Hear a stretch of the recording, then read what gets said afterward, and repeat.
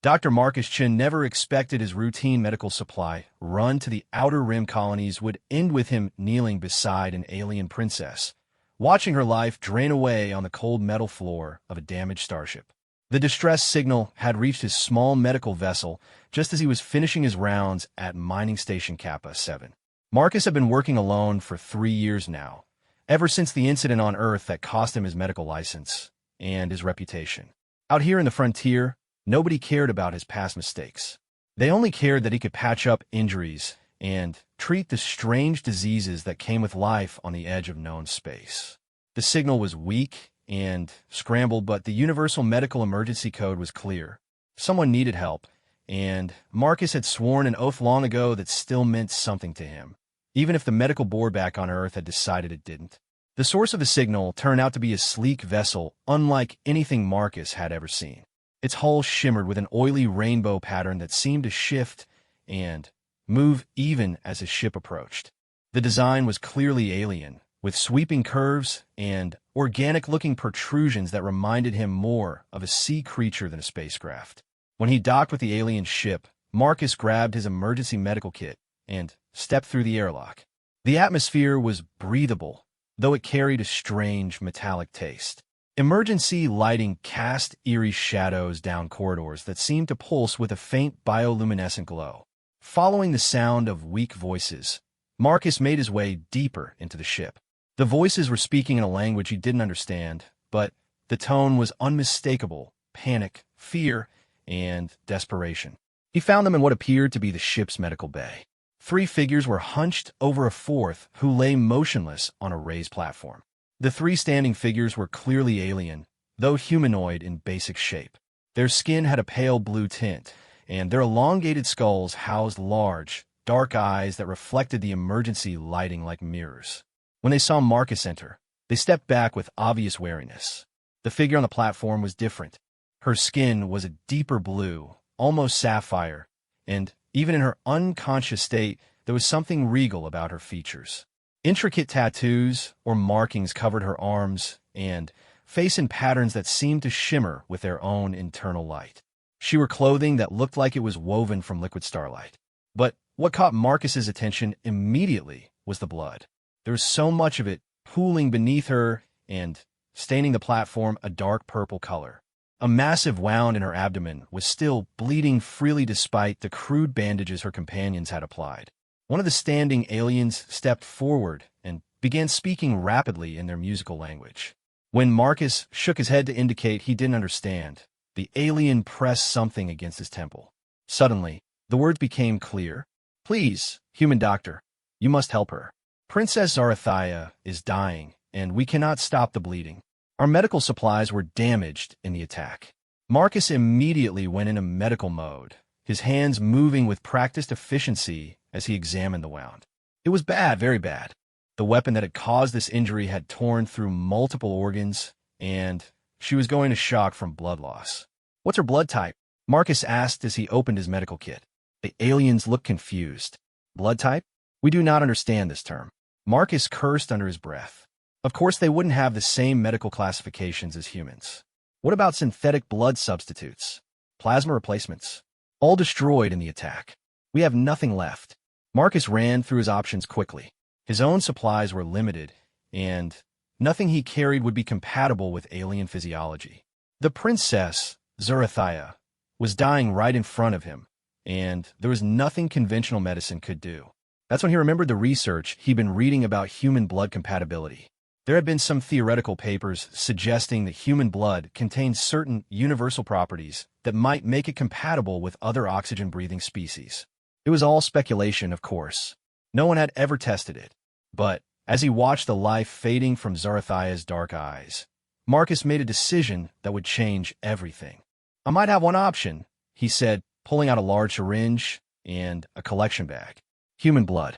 I don't know if it will work, but it's our only chance." The aliens stepped back in alarm. Human blood? But that would be toxic to our kind. The legends speak of human blood as poison to the Zephyrian people. Legends can be wrong, Marcus said firmly, already prepping the collection equipment.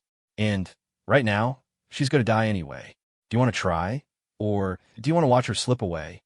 The aliens exchanged rapid words in their own language. Finally, the one who seemed to be their leader nodded reluctantly. "Do what you must, human doctor.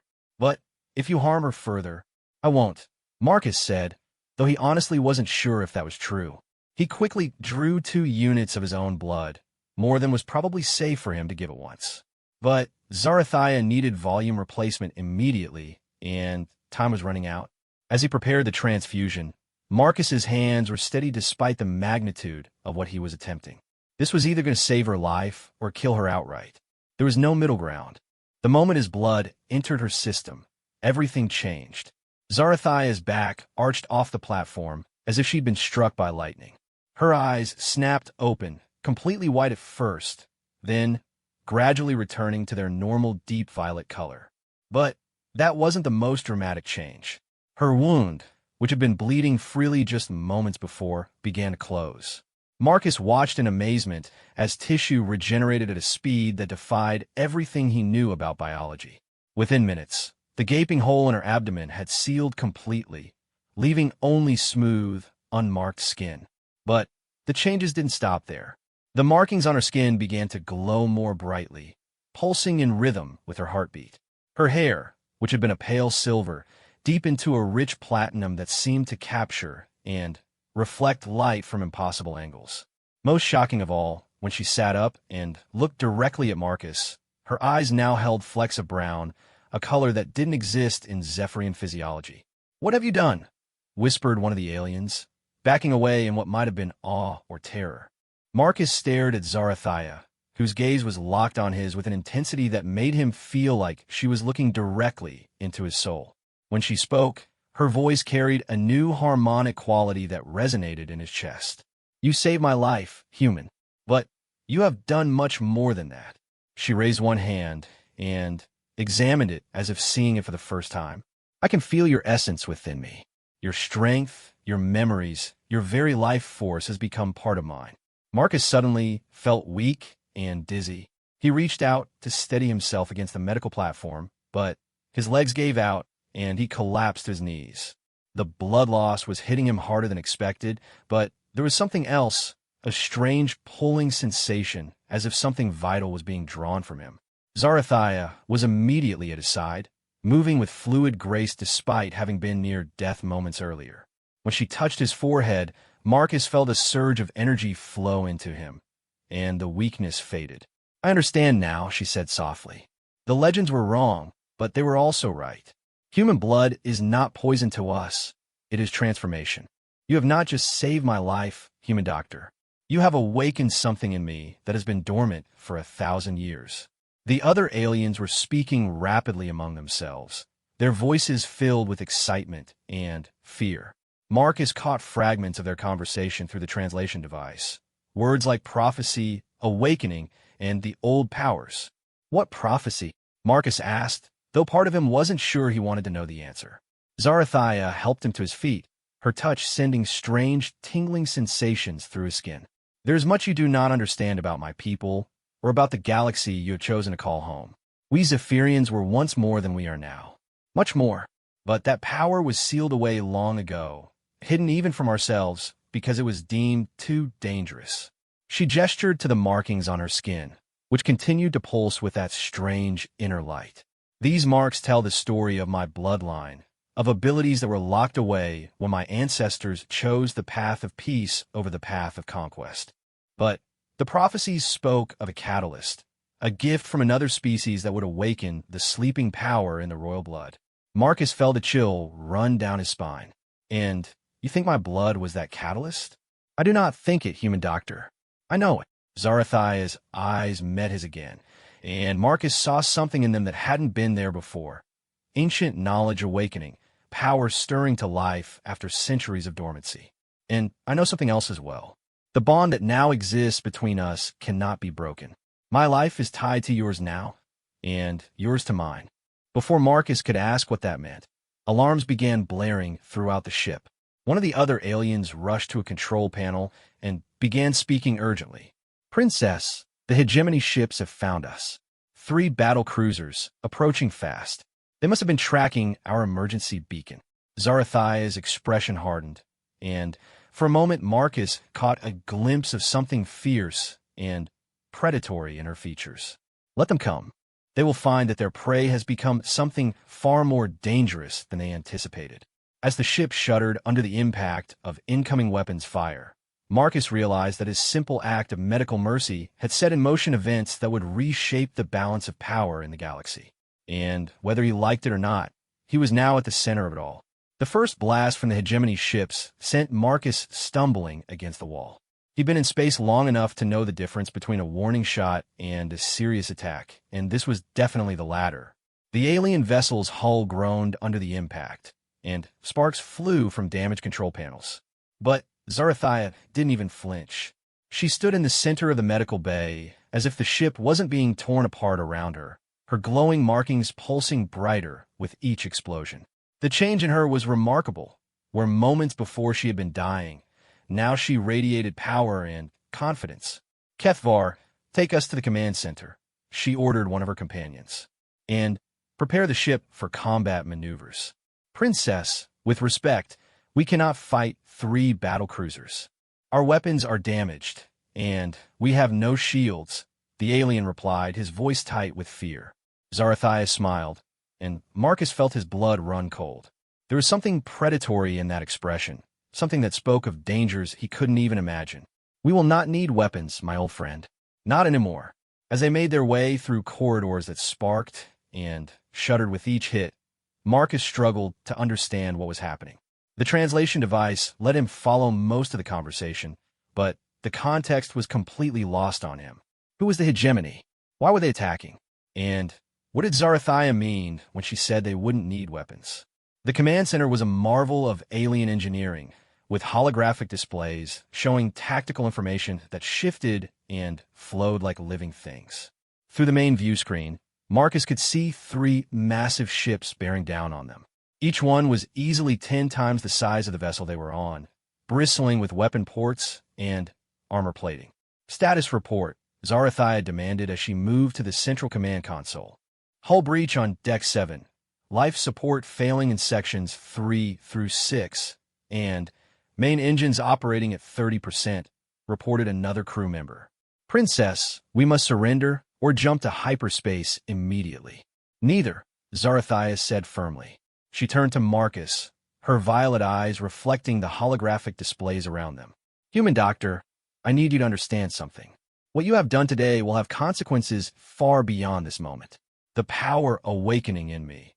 It has been dormant in the royal bloodline for over 1,000 years. It was sealed away because my ancestors feared what it might do if unleashed." Marcus watched as she placed her hands on the command console. The moment her skin made contact, the entire ship seemed to come alive. Systems that had been failing moments before suddenly hummed with new energy. The lights brightened, and the groaning sounds of stressed hull plating faded away. "What kind of power?" Marcus asked, though he was beginning to suspect the answer would be beyond his comprehension. "The power to command matter itself," Zarathia replied. "To reshape reality at the molecular level. To bend the very fabric of space and time to my will." Her markings were glowing so brightly now that Marcus had to squint to look at her. But it requires a price. A bond with another living being to anchor the power and prevent it from consuming the wielder. The implications hit Marcus like a physical blow. "The bond you mentioned. With me?" "Yes. Your blood now flows in my veins, and mine in yours. We are connected in ways that go beyond mere biology." She looked at him with something that might have been sympathy. "I am sorry, Marcus-chun. You came here to save a life, and instead you have been bound to a destiny you never chose." Before Marcus could respond, the lead hegemony ship's voice crackled through the communication system. The voice was cold and mechanical, clearly using some kind of translation matrix. "Zephyrian vessel, you're in violation of hegemony space. Surrender Princess Zarathia immediately, and your crew will be permitted to live as slaves. Refuse, and we will destroy your ship and take her body for study." Zarathia's expression darkened. "Study? They think to dissect me like some laboratory specimen." She turned to her crew. "Open a channel. This is Princess Zarathia of the Sapphire Throne. You have made a grave error, Commander. I am no longer the powerless exile you have been hunting. Return to your masters and tell them that the old bloodline has awakened. Tell them that the age of hegemony dominance is ending. The response was immediate. All three battle cruisers opened fire simultaneously, their weapons lighting up space with deadly energy. But something impossible happened. Instead of striking their ship, the energy beams curved and twisted in mid-space, bending back toward their sources like light being refracted through a prism. Marcus watched in amazement as the hegemony's own weapons struck their hulls. Explosions bloomed along the sides of the massive ships, and alarms began blaring from their communication channels. "Impossible," came the commander's voice, now tight with something that might have been fear. "No single being has that kind of power." Zarathiah laughed, and the sound resonated through the ship's hull like music. "You are correct, Commander. No single being does have that kind of power. But I am no longer single." Her eyes found Marcus across the command center. "I am bonded to one of the most remarkable species in the galaxy. A species that refuses to give up, that finds solutions where others see only problems, that faces impossible odds with determination rather than despair." Marcus felt something stir within him, a strange warmth that seemed to flow from his chest outward through his entire body.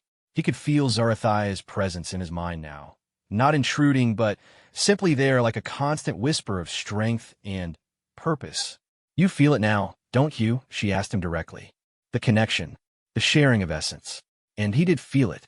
Along with the warmth came knowledge, not specific facts, but an understanding of how the universe worked that he'd never possessed before. He could sense the energy flowing through the ship's systems, could feel the gravitational currents around them, could even perceive the fear radiating from the hegemony crews. "This is what your people call symbiosis taken to its ultimate expression," Zarathiah continued. "Two species becoming more than the sum of their parts. Humanity's adaptability and determination combined with Zephyrian mastery over the fundamental forces of reality." The lead hegemony ship was regrouping, trying to compensate for whatever was deflecting their weapons. Marcus could see them adjusting their targeting systems and changing their approach vectors. "They're adapting," he said, surprised to find that he somehow knew this without conscious thought. "Yes, they are. The hegemony is nothing if not persistent." Zarathiah's markings pulsed brighter. "But they have no idea what they're truly facing." She closed her eyes and extended her hands toward the view screen. Marcus felt a pull on something deep inside him, as if essential energy was being drawn from his very core. But instead of weakness, he felt stronger, more alive than he ever had before. The space around the three hegemony ships began to change.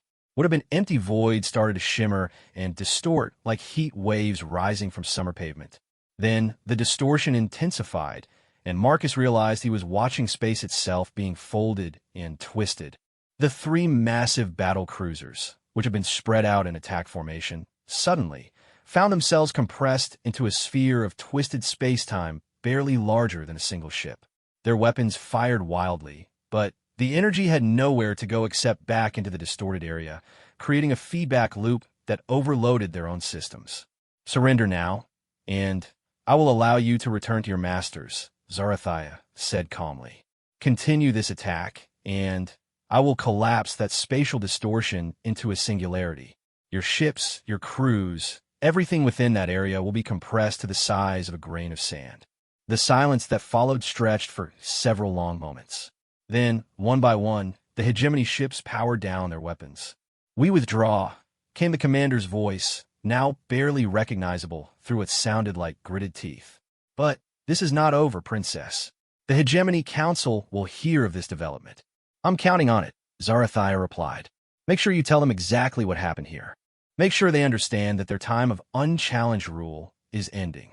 As the spatial distortion gradually unwound and the hegemony ships limped away into hyperspace, Marcus sank into the nearest chair. The flow of energy had stopped, but he felt fundamentally changed, as if every cell in his body had been rewired. "What happens now?" he asked. Zarathiah turned from the command console, her expression troubled.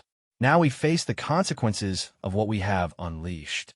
The hegemony has ruled this sector of space for 3,000 years through superior technology, and ruthless suppression of any species that might challenge them. They have enslaved dozens of civilizations and strip-mined entire star systems.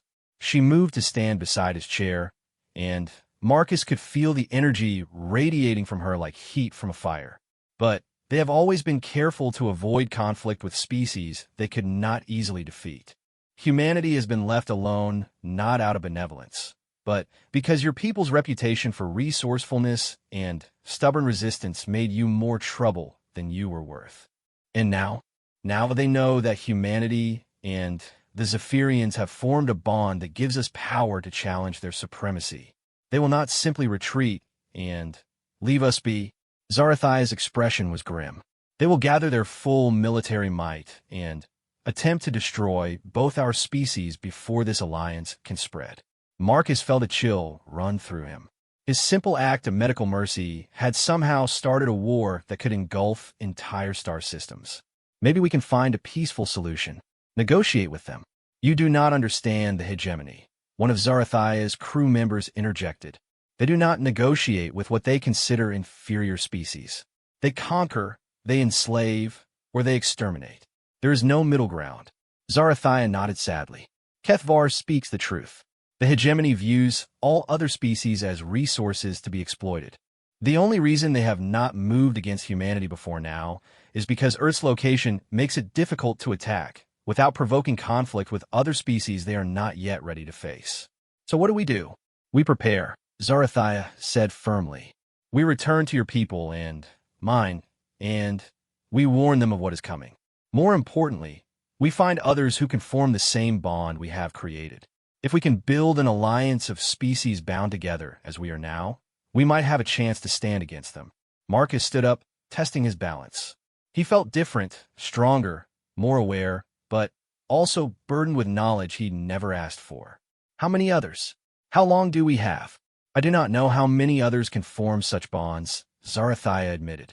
This kind of symbiosis may be unique to humans and Zephyrians, or it may work with other species as well. As for time, she gestured toward the tactical display, where long-range sensors were already picking up increased hegemony fleet movements. Based on their response patterns, I estimate we have perhaps 6 months before they mount a major assault. 6 months to build an alliance capable of challenging a 3,000-year-old galactic empire. Marcus would have laughed at the impossibility of it, except that he'd just watched this woman fold space itself around 3 battle cruisers. Then, we better get started, he said. As their ship turned toward the nearest human colony, Marcus realized that his quiet life as a frontier doctor was over. He was now part of something much larger and far more dangerous than anything he'd ever imagined. But, looking at Zarathia, seeing the determination in her violet eyes, and feeling the strength of their newfound bond, he found himself looking forward to the challenge. After all, impossible odds were just another kind of medical emergency. And Marcus had never lost a patient he was truly determined to save. The reaction at New Terra Colony was everything Marcus had expected and worse. When their ship landed at the main spaceport, they were immediately surrounded by Colonial Defense Force soldiers with weapons drawn. The sight of an unknown alien vessel had triggered every security protocol in the book. Marcus had tried to prepare the colonists through advanced communication, but explaining that he'd formed some kind of mystical bond with an alien princess while accidentally starting an interstellar war wasn't the kind of message that translated well over standard comm channels. The colonial administrator had simply ordered him to report for immediate debriefing upon arrival. Now, sitting in a sterile conference room in the colony's administrative center, Marcus faced a panel of skeptical human officials while Zarathia and her remaining crew waited under guard in a nearby holding area. The translation device they'd given him was working perfectly, but the words coming from the officials might as well have been in an alien language for all the sense they made. Let me understand this correctly, Dr. Chun, said Administrator Sarah Walsh, a stern woman in her 50s who'd seen too many frontier crises to be easily impressed. You're claiming that by giving a blood transfusion to this alien, you've somehow gained supernatural powers and provoked a war with something called the hegemony? That's an oversimplification, but essentially correct, Marcus replied. He was trying to stay calm, but the separation from Zarathia was causing physical discomfort he hadn't expected. There was a constant low-level anxiety, like part of his mind was missing. The hegemony has been planning to move against human colonies anyway. Our actions just accelerated their timeline. And you expect us to believe this based on your word alone? Dr. Elena Rodriguez, the colony's chief scientist, leaned forward skeptically. You've been operating out here for 3 years with a revoked medical license. For all we know, this is some elaborate con game. Marcus felt frustration building inside him, and with it came something else, a warmth that seemed to flow through his bloodstream, carrying whispers of knowledge that wasn't his own. He suddenly understood exactly how the colony's defensive shields worked, could sense the power flowing through the building's electrical systems, could even perceive the quantum fluctuations in the air around him. You want proof? Marcus stood and walked to the room's main display screen. Without touching any controls, he somehow interfaced with the system directly, calling up data streams that should have required administrative access. The screen filled with tactical information showing hegemony fleet movements throughout the sector. The officials gasped as the display revealed dozens of massive battle groups converging on human-controlled space. "How did you access that data?" demanded Colonel James Hart, the colony's military commander. "That information is classified at the highest levels." "I didn't access it," Marcus said, beginning to understand his new capabilities even as he used them. "I can sense the quantum entanglement patterns in your communication networks. The information is all there in the data streams. You just need to know how to read it." Dr. Rodriguez was frantically checking her tablet, cross-referencing the information on the screen. "These fleet movements, they're real. We've been getting fragmentary reports, but nothing this comprehensive. How is this possible?" Before Marcus could answer, alarms began blaring throughout the building. A voice over the intercom announced that unknown ships had just dropped out of hyperspace at the edge of the system. "Sir, we're getting a transmission from the lead vessel," reported a technician who had rushed into the conference room. "They're identifying themselves as Zephyrian Diplomatic Corps, requesting immediate meeting with Princess Zarathia." Administrator Walsh looked at Marcus with new respect and considerable worry. "It seems your story is checking out, Doctor. The question now is what we do about it." "We listen to what they have to say," Marcus replied, "and we start planning for a war we can't avoid." An hour later, the conference room had been transformed into an impromptu war council.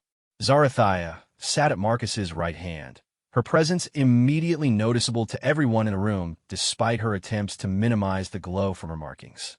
Across from them sat 3 more Zephyrians who had arrived on the diplomatic vessel, older individuals whose own markings spoke of age, wisdom, and considerable power held in careful check. The leader of the diplomatic party was introduced as High Counselor Vethmora, an ancient Zephyrian whose silver hair and deeply etched facial patterns marked her as one of the eldest of her species. When she spoke, even the translation device seemed to struggle with the formal, archaic structure of her language. "Princess Zarathia, the Sapphire Council has felt the awakening across vast distances. The old powers stir in ways they have not for 1,000 years." Her large eyes fixed on Marcus with an intensity that made him uncomfortable. "And you, human, have become the catalyst for changes that will reshape the galaxy." "I'm just a doctor," Marcus protested. "I was trying to save a life." "Just a doctor," Vethmora repeated, and there was something like amusement in her tone. "Do you know what your species represents to the older civilizations, human? You are the impossible made manifest. You should not exist according to any reasonable calculation of evolutionary development." She gestured to one of her companions, who activated a holographic display showing what appeared to be a galactic map. Thousands of star systems were marked in different colors, representing various species and civilizations. In the 3 million years since life began reaching toward the stars, only a handful of species have achieved what you call sentience. Of those, fewer still developed the technology necessary for interstellar travel. And of those, almost none survived their first encounters with established galactic powers. The display zoomed in on human space, showing the relatively small area controlled by Earth and its colonies. Your species achieved spaceflight less than 200 years ago. By all rights, you should have been conquered and enslaved within decades of your first ventures beyond your home system. Yet here you are, not just surviving, but thriving, expanding into territories that older civilizations fear to enter. Administrator Walsh leaned forward. What makes us different? Adaptability, Vethmora replied without hesitation. Resilience, the ability to find solutions where others see only problems. Most importantly, the willingness to sacrifice individual safety for collective survival. Her gaze returned to Marcus. A human doctor risks his own life to save an alien princess he has never met. This is not rational behavior by most galactic standards. It is, in fact, completely irrational, and yet it may prove to be the key to survival for both our species. Zarathia spoke for the first time since the meeting began. High Counselor, what is the Council's position on forming an alliance with humanity? The Council is divided, Vethmora admitted. Many fear that awakening the old powers will lead to the same destruction that caused us to seal them away in the first place. They remember the wars that nearly destroyed our civilization, and they believe that peace is worth any price. And you? Marcus asked. I am old enough to remember when our people were not afraid of their own strength. I have watched the hegemony grow stronger while we grew weaker, hiding behind our pacifist philosophy while they enslaved entire species. Her markings flickered with suppressed emotion. I believe that some things are worth fighting for, even if the cost is terrible. Colonel Hart had been studying the tactical displays with professional interest. High Counselor, we need to know what we're facing. How powerful is this hegemony military? Really? Vast beyond your comprehension, Vethmora replied grimly. They control approximately 40% of this galactic spiral arm. Their fleets number in the tens of thousands of ships, many of them the size of your largest cities. They have weapons capable of cracking planets and defensive systems that have never been breached. But they have weaknesses, Zarathia added. Their size makes them slow to adapt. Their reliance on overwhelming force means they struggle against unconventional tactics. And, most importantly, they have never faced an enemy that grows stronger through cooperation rather than conquest. Marcus felt that strange warmth in his bloodstream again, and with it came understanding. The bond we share, it's not just between us, is it? It's something that can spread. Yes, Vethmora confirmed. The awakening of the royal bloodline has restored our ability to form what our ancestors called the Great Symbiosis, a network of consciousness that spans species and star systems, sharing knowledge, strength, and purpose. Dr. Rodriguez was frantically taking notes. A telepathic network? The implications for scientific research alone would be staggering. More than telepathic, Zarathia corrected. A true melding of capabilities. Human creativity and determination combined with Zephyrian mastery over fundamental forces. And if we can find others willing to join us. A multi-species alliance unlike anything the galaxy has ever seen, Marcus finished. He was beginning to see the scope of what they were attempting, and it was both inspiring and terrifying. Administrator Walsh looked around the table. Let me be clear about what we're discussing here. You're asking us to commit our entire species to a war against an empire that vastly outnumbers us, based on the hope that we can convince other species to join an experimental alliance using technology we don't understand. That's essentially correct, Vethmora said, though I would phrase it as choosing to fight for freedom rather than accepting slavery. What if we refuse? What if we try to negotiate with this hegemony? Zarathia's expression darkened. The hegemony does not negotiate with what they consider inferior species. They have already marked humanity for conquest. Your choice is not between war and peace. It is between fighting with allies and facing destruction alone. The room fell silent as the weight of that statement sank in. Finally, Colonel Hart spoke. What would this alliance look like in practical terms? How do we fight an enemy with that kind of military superiority? We don't fight them the way they expect, Marcus said, understanding dawning in his mind. We use the same approach humanity has always used when facing impossible odds. We adapt, we improvise, and we refuse to give up. Vethmora nodded approvingly. Precisely. The hegemony expects their enemies to meet them in traditional fleet engagements, where superior numbers and firepower determine the outcome. But what if their enemies simply refuse to fight that way?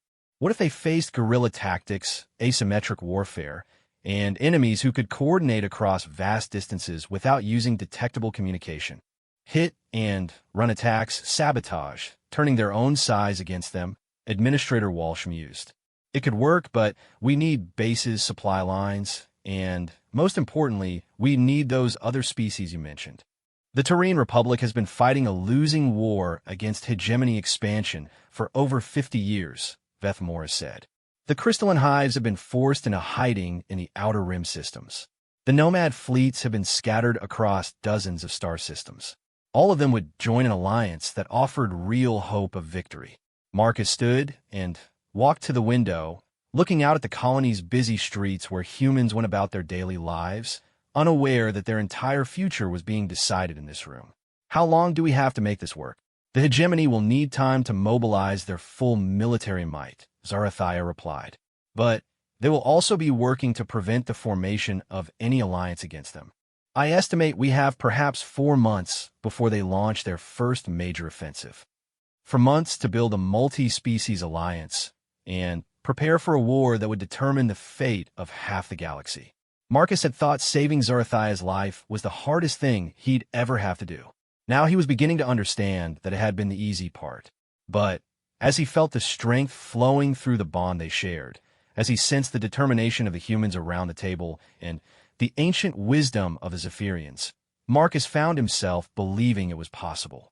Humanity had faced impossible odds before and found a way to survive. This time, they wouldn't be facing them alone. Then, we better get started, he said, turning back to face the group. We have a galaxy to save.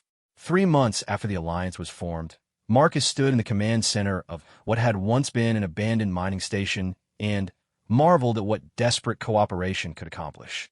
The station, hidden in the asteroid field of the Kepler 442 system, had been transformed into the nerve center of the most unlikely military alliance in galactic history.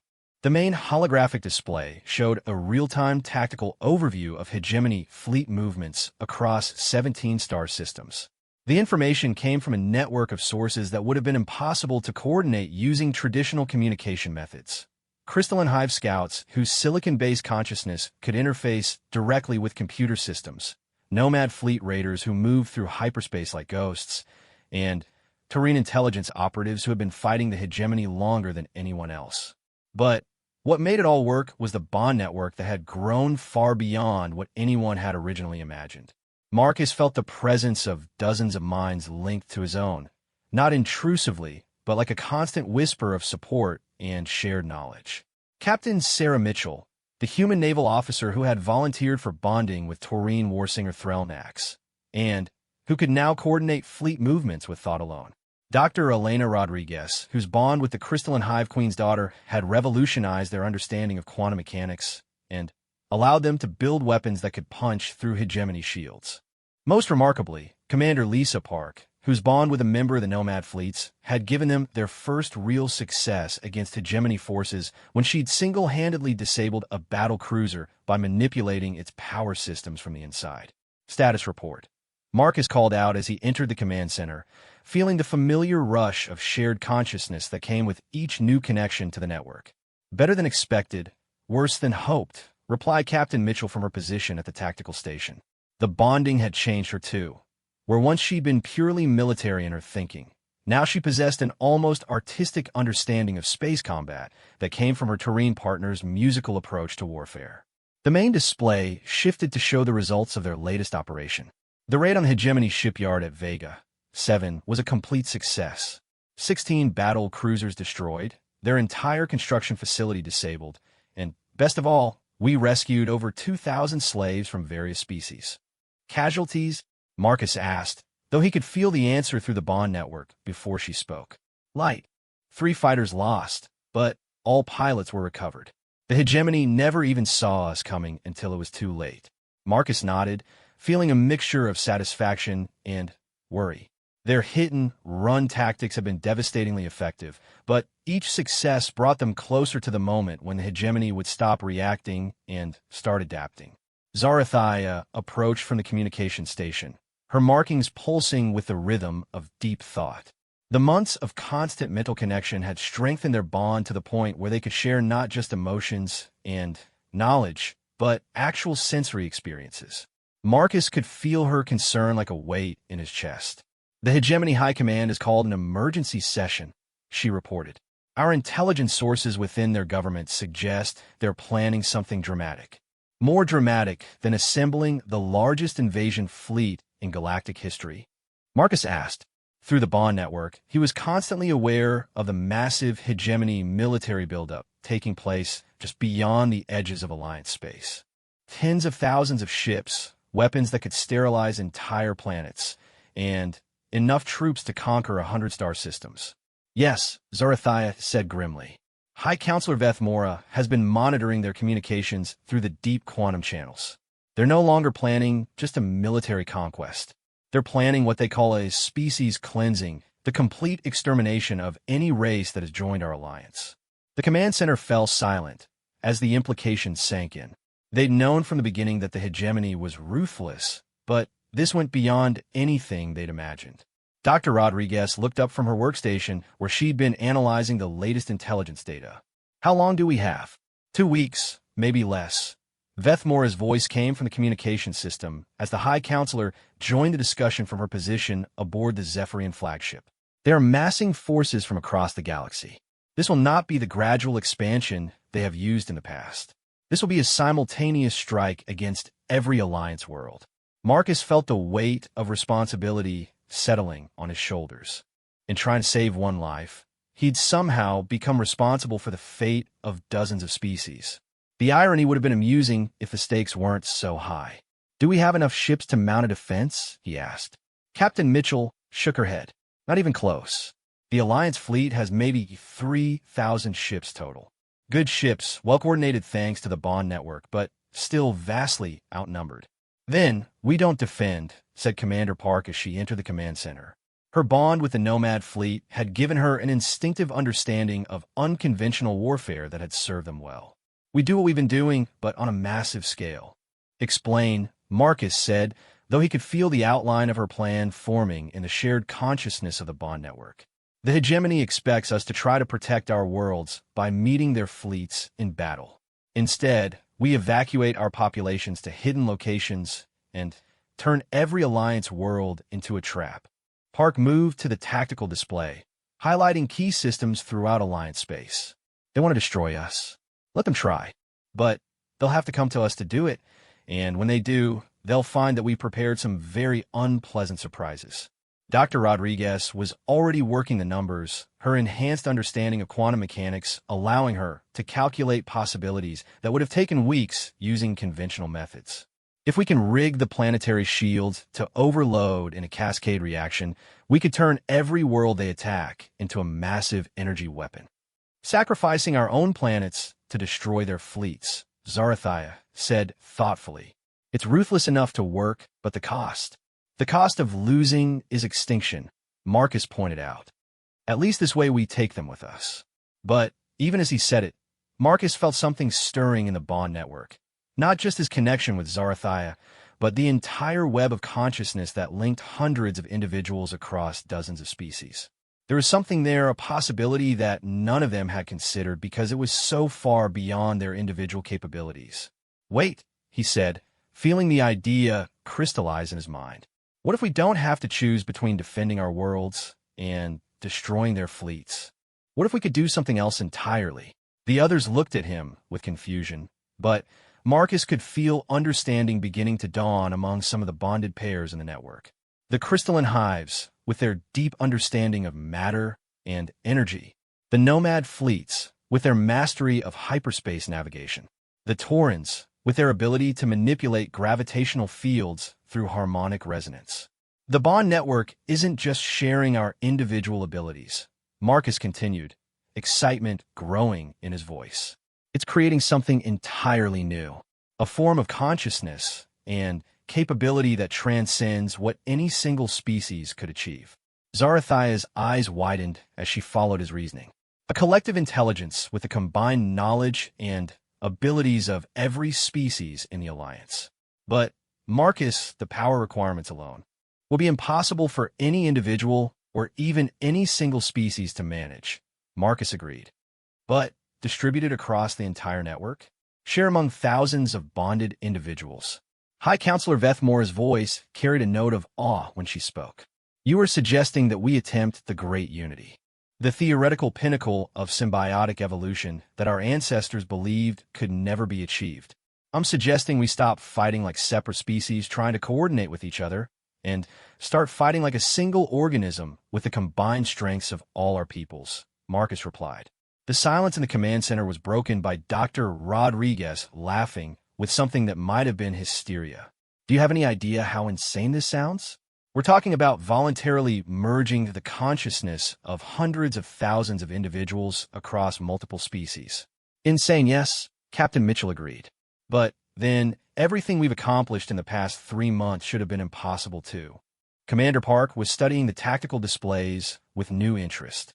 If it worked, what would we be capable of? The question hung in the air for several long moments before Zarathia answered.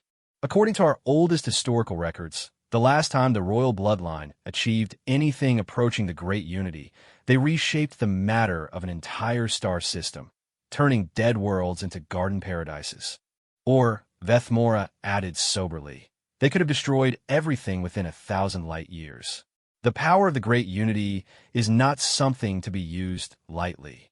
Marcus felt the fear and excitement rippling through the Bond network as word of their discussion spread to other Alliance members. Hundreds of minds were considering the possibility, weighing the risks against the alternatives. What would it mean for us individually? Asked Dr. Rodriguez. Would we lose ourselves in this collective consciousness? Unknown, Zarathia admitted. Our records suggest that individuals maintain their identity within the unity, but they become part of something much larger. Think of it as being a single instrument in a vast orchestra, still yourself, but contributing to a harmony that no single voice could create. Marcus closed his eyes and reached out through the Bond network, feeling the presence of every allied consciousness. Human determination and creativity, Zephyrian mastery of fundamental forces, crystalline analytical precision, nomad adaptability, Taurine harmonic understanding of reality itself. Separately, each species had their strengths and limitations. Together, they might become something that could stand against the combined might of the hegemony. The risks are enormous, he said, opening his eyes to look at the assembled leaders. If we fail, we don't just lose the war. We lose everything that makes us who we are. And if we don't try, Captain Mitchell pointed out, we lose anyway. Marcus felt a moment of clarity that seemed to come from outside his own mind, the collective wisdom of the Bond network focusing on this single decision point. Thousands of voices, representing dozens of species, all arriving at the same conclusion. Then, we try, he said simply. 2 weeks from now, when the hegemony fleet arrives, expecting to find scattered worlds defending themselves individually, they'll find something they've never encountered before. They'll find unity. As alarms began sounding throughout the station, alerts from their early warning systems that hegemony advanced scouts had been detected at the edge of Alliance space, Marcus felt the Bond network surge with new purpose. The final battle was beginning, and they would face it not as separate species fighting together, but as something entirely new. The question was whether that would be enough. The moment of the Great Unity began not with fanfare or ceremony, but with silence. Marcus stood in the center of the command station as 40,000 hegemony ships dropped out of hyperspace across 17 star systems simultaneously. The largest invasion force in galactic history had arrived, and, according to every conventional calculation, the Alliance didn't have a chance. But conventions no longer applied. Around him, representatives from every Alliance species stood in perfect stillness, their eyes closed, their minds open to connections that went deeper than thought itself. Marcus could feel them all, every bonded pair across dozens of worlds, every ship in the Alliance fleet, every hidden base and secret outpost. He felt Captain Mitchell aboard the flagship Defiance. Her consciousness merged so completely with Warsinger Threlnax that their separate identities had become meaningless. Together, they were something new, part human determination, part Taurine harmonic mastery, wholly focused on the protection of their people. He felt Dr. Rodriguez in her laboratory on Kepler Station, her mind linked with the crystalline hive princess, understanding the quantum mechanics of reality at a level that transcended individual comprehension. Through their connection, she was simultaneously calculating gravitational fields, manipulating matter at the subatomic level, and coordinating the defense of 3-star systems.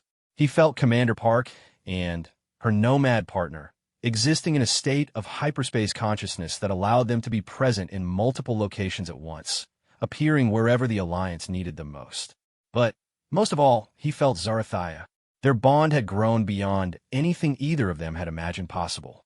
Where once they had been two individuals sharing strength and knowledge, they were now aspects of a single consciousness that encompassed both human adaptability and Zephyrian mastery of fundamental forces. Through her, he could sense the awakening of powers that had slept for 1,000 years. Through him, she could access the infinite human capacity for finding solutions where none should exist.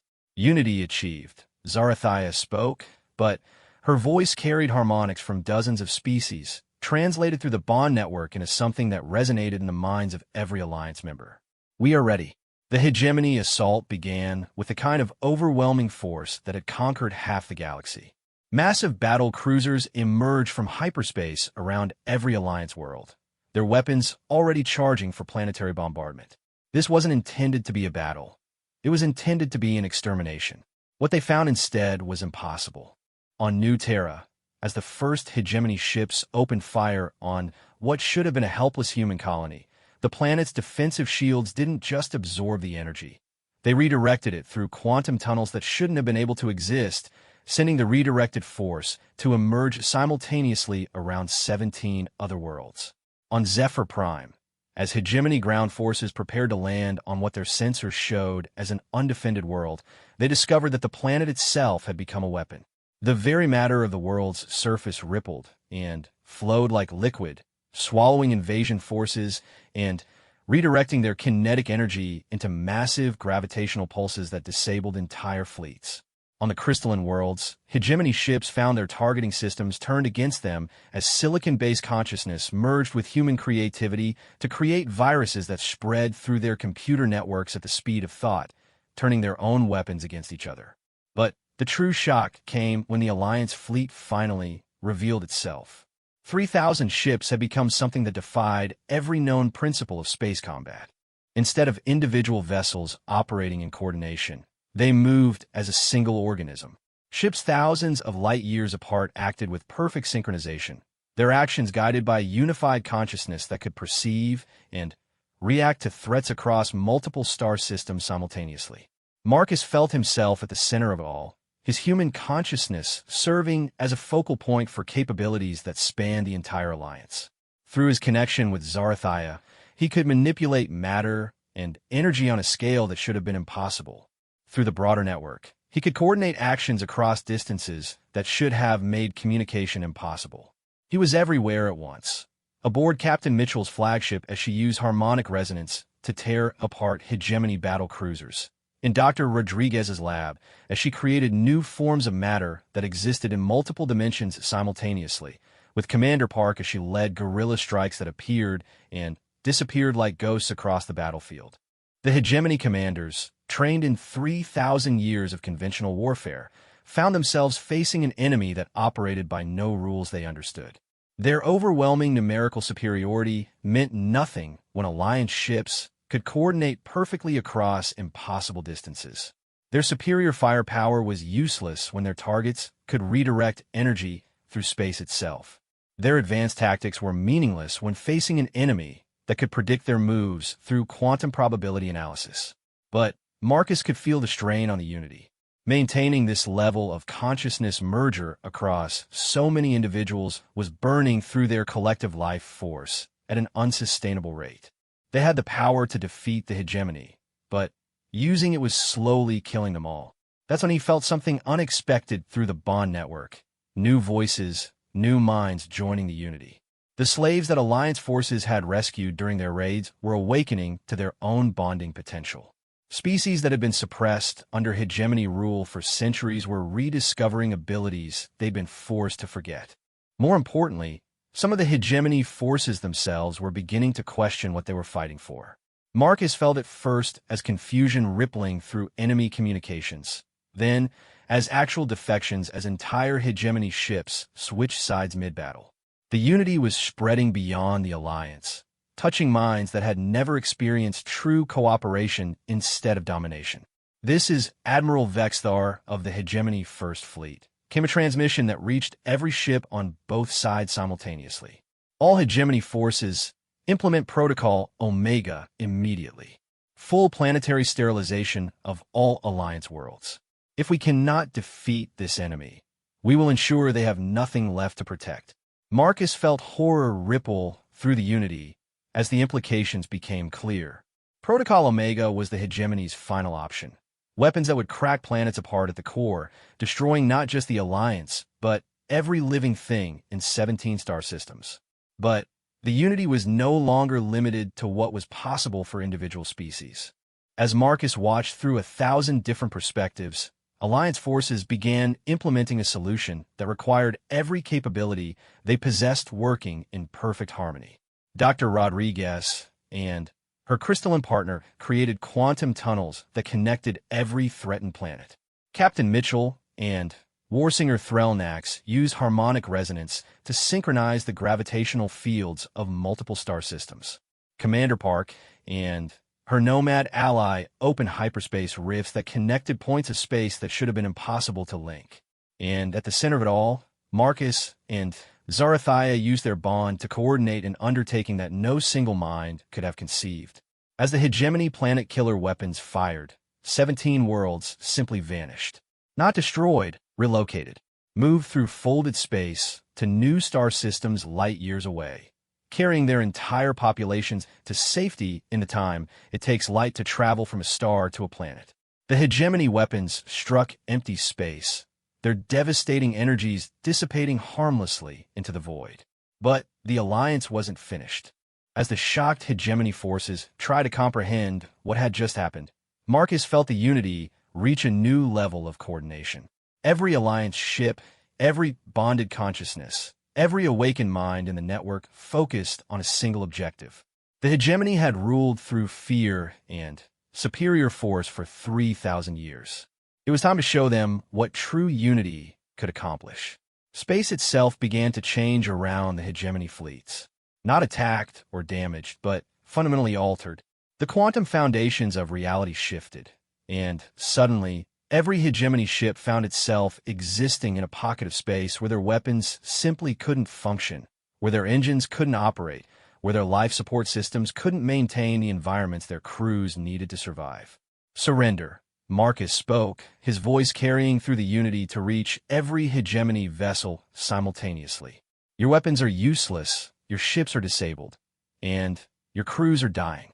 Surrender, and you'll be treated with the mercy you never showed others. Continue fighting, and you'll discover that we can be just as ruthless as you are." The response was immediate.